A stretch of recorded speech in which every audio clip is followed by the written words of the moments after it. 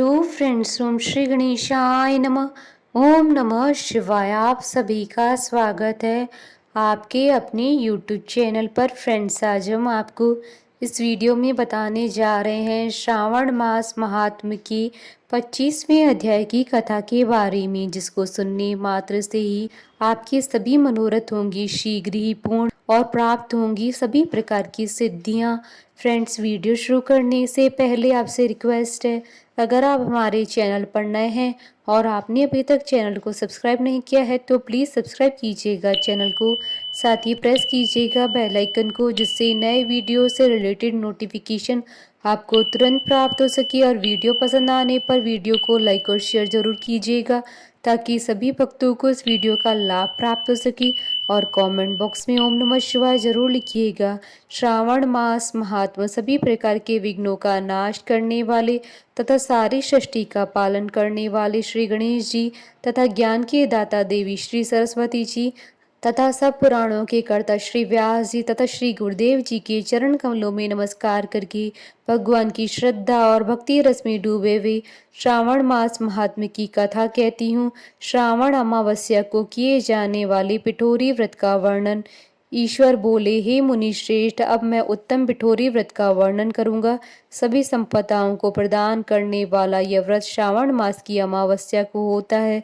जो ये घर है वह सभी वस्तु का अधिष्ठान है, इसलिए इसे पीठ कहा गया है।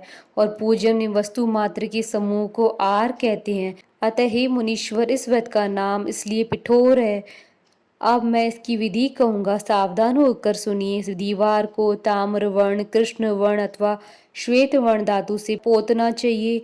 अगर ताम्र वर्ण से पोता गया हो तो पीले रंग से, कृष्ण वर्ण से पोता गया हो तो श्वेत रंग से, और श्वेत वर्ण से पोता गया हो तो कृष्ण वर्ण से चित्र बनाना चाहिए, अथवा श्वेत पीत से, लाल से, काले से या हरे वर्ण से चित्र बनाए। मध्य में पार्वती सहित शिव की मूर्ति अथवा शिवलिंग को बनाकर विस्तीर्ण दीवार पर संसार की अनेकों चीजों का चित्र बनाए।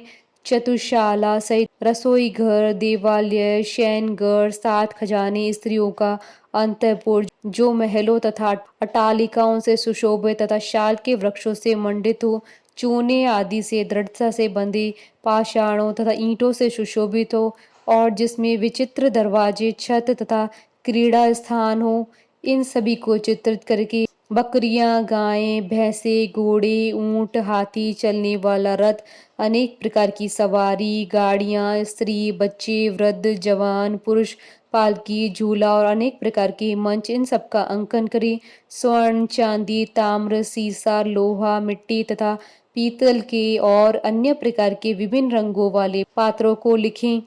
शयन संबंधी जितने भी साधन हैं, चारपाई, पलंग, बिस्तर, तकिया आदि, बिल्ली, मैना, अन्य और भी शुभ पक्षी, पुरुषों तथा स्त्रियों के अनेक प्रकार के आभूषण, बिछाने तथा ओढ़ने के जो वस्त्र हैं, यज्ञ के जितने भी पात्र हैं, मंथन के लिए 2 स्तंभ व 3 रस्सियां, दूध, मक्खन, दही, तक्कर, छाछ, घी, तेल, तिल, इन सभी को दीवार पर लिखें। गेहूं, चावल, अरहर, जौ, मक्का, वार्तानल एक प्रकार का अन्न होता है। चना, मसूर, कुल्थी, मूंग, कांगनी, तिल, कौंदो, कतासी नामक सावा, चावल, उड़द, ये सभी धान्य वर्ग भी अंकित करिए। सील, लोड़ा, चूल्हा, झाड़ू, पुरुषों व स्त्रियों के सभी वस्त्र, बांस तथा तृण के बने हुए सूप आदि, ओंखली, मूसल अर्थात गेहूं आदि पीसने तथा अरहर आदि दलने के लिए 2 यंत्र, चक्की तथा दैरता, पंखा, चंवर,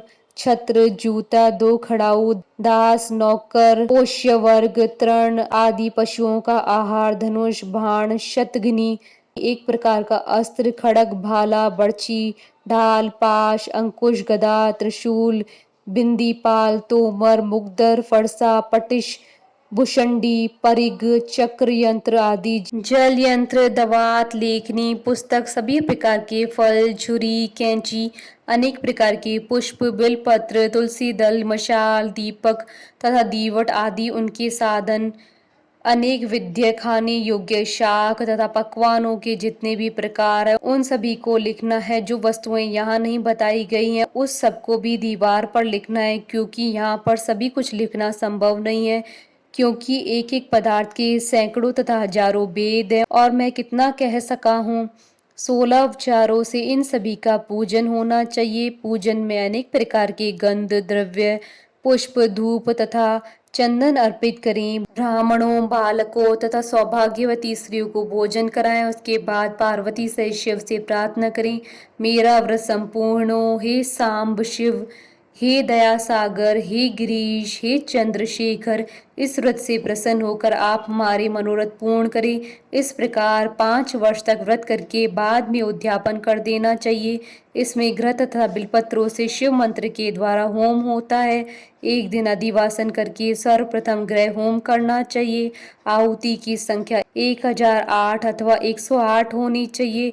हे वत्स, उसके बाद आचार्य की पूजा करें और भूयसी दक्षिणा दे। उसके बाद व्यक्ति इष्ट बंधु जनों तथा कुटुंब के साथ स्वयं भोजन करे। ऐसा विधान किए जाने पर मनुष्य सभी कामनाओं को प्राप्त कर लेता है।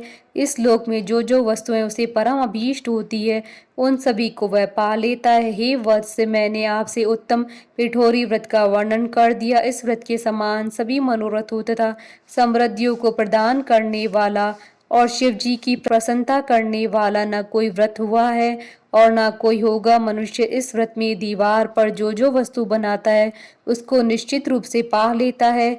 इस प्रकार श्री स्कंद पुराण के अंतर्गत ईश्वर सनत कुमार संवाद में श्रावण मास महात्म्य में अमावस्या में पिठोरी व्रत कथन नामक 25वां अध्याय पूर्ण हुआ। बोलिए भगवान शंकर, माता पार्वती जी की जय। हमारे साथ इस वीडियो में अंत तक बने रहने के लिए आपका धन्यवाद। ओम श्री गणेशाय नमः। ओम नमः शिवाय।